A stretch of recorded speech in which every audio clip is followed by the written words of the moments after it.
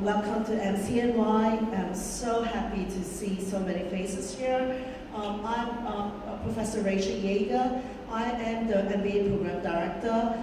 We are very proud of our business programs in MCNY. There are so many opportunities, and it's a very accelerated program that we really put a lot of knowledge and information and a lot of skills into the program. So I welcome all of you to talk with us later this evening.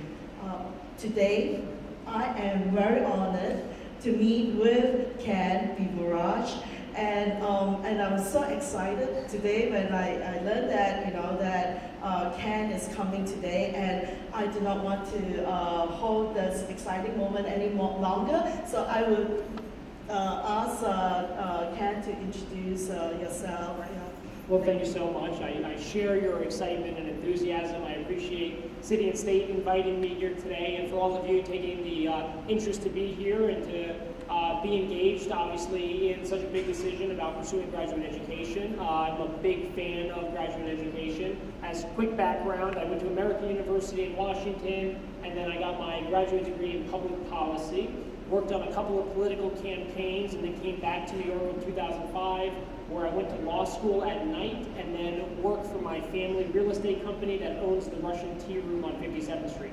So I was working full-time and going to law school at night, which is quite a challenge, and a lot of people in the city have to do the same thing, where they have to take graduate classes at night and then pursue those degrees. But at the end, I found all of my graduate studies to be completely worthwhile and exciting. I've been working for my family company for the last 10 years. In 2013, I took a little bit of a break and I ran for city council on the Upper West Side, and I had a very big focus in my campaign on helping small businesses, on advocating on their behalf to kind of preserve the entrepreneurial spirit here in New York, and to really continue to make it a place where people can come, they can immigrate here, they can team up with friends and families, and they can open businesses and restaurants, and it shouldn't be so hard. The city should be really working with people in the communities to really keep the communities vibrant and give people the opportunity to start their own businesses. So after the election, I did not win. I went back to work and was able, through the relationships I built during the campaign, to be offered the opportunity to come on as the chairman of the Chamber of Commerce for Manhattan, which has been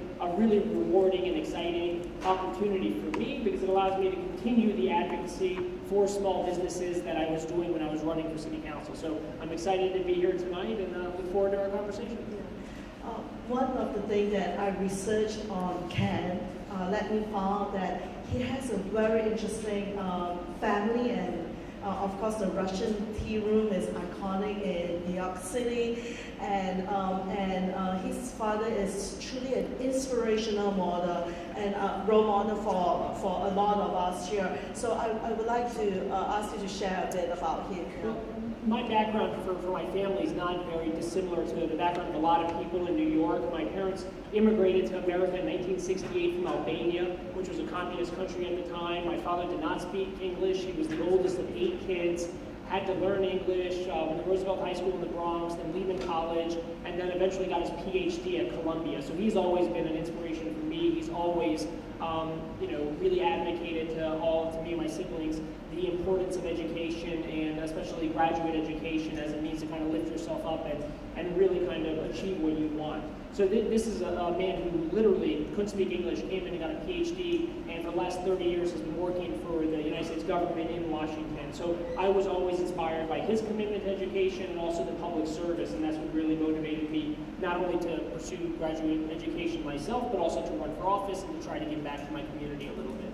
Wow, well, what a wonderful story. It's just truly inspirational to see that for a lot of our international students. This is really, he's a great role model. And let me ask you, what advice do you have for people who are thinking about going back to school? Sure. I mean, it's always a tough decision, right? So a lot of people approach the conversation about graduate education, on a couple different levels. One, what is the return I'm going to get by even pursuing it? Is it worth the time? Is it worth the money it's going to cost? What's that kind of return on investment? As well as what kind of time or opportunity am I passing up to kind of do this? So I think a lot of people, when they think about these decisions, really need to keep in mind the long run kind of goals of your own career and your life. And in the long run, I would argue that having a graduate degree is really going to help open doors down the long run as you pursue your own career.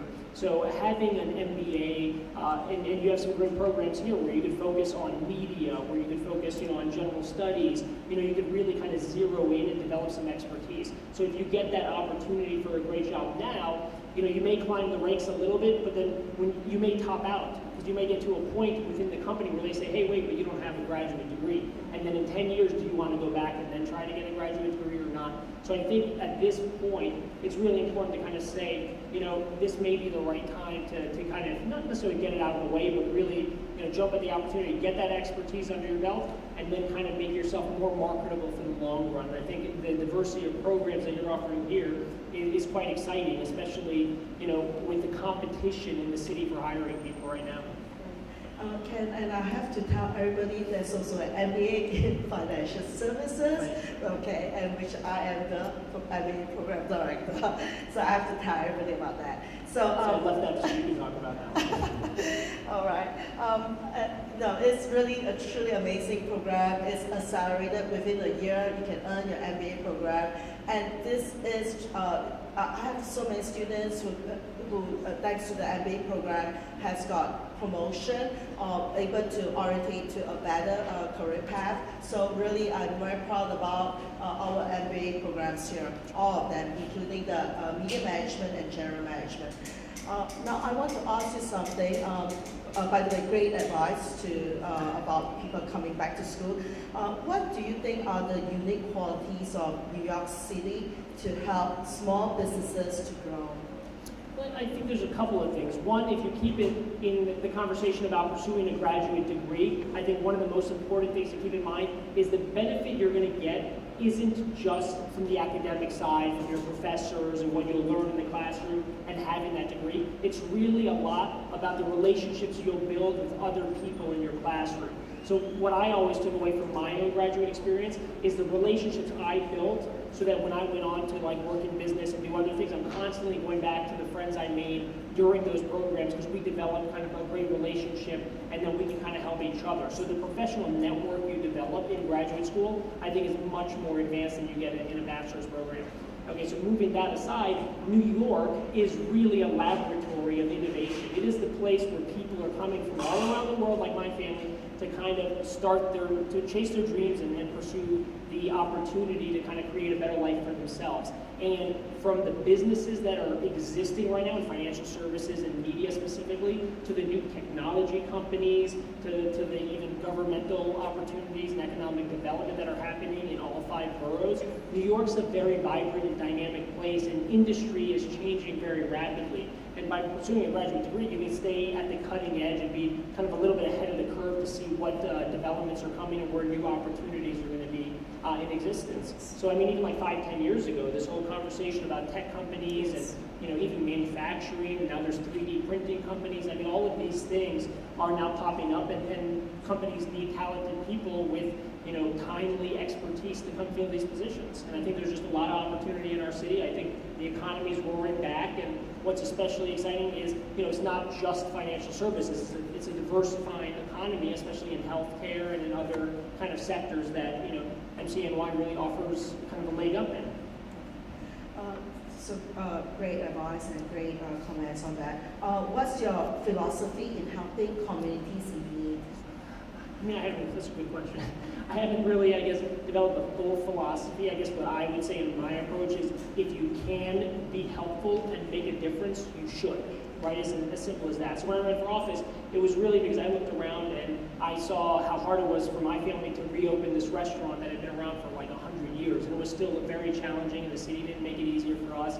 And I had a lot of friends who were opening restaurants and doing different things, and it was just a lot harder than it should be. So for me, I said, you know what, maybe I'll run for office and I'll try to make this a topic, and I'll give back by raising this, so that maybe we can make it a little easier for the next business and the next entrepreneur so that they can have a leg up. And that's what we're doing with the Chamber of Commerce. We're trying to organize small businesses. Because if you look around our city, really a lot of what's happening is the streetscape is really changing. It's like national chain after national chain on every corner, and really what makes our city unique is changing a little bit. So what we're trying to do is really fight for those small businesses and really make sure our city is unique. I have one last question. I know that you're young and dynamic, but I would like to know what legacy would you like to have that positively impact communities? Well, I guess it's similar to the last question. Like, if we can collectively leave the city in a place where it's a little easier for the next generation and then, new entrepreneurs, then we've really succeeded. So I have a 2-year-old at home. If he can grow up in this city and he can feel like he can start a business and it would be as hard as it is today, and he can have access to opportunity and his friends can, then I think that's a legacy that all collectively we can be proud of. Ken, thanks so much. Thank you. This is a treat. I appreciate it.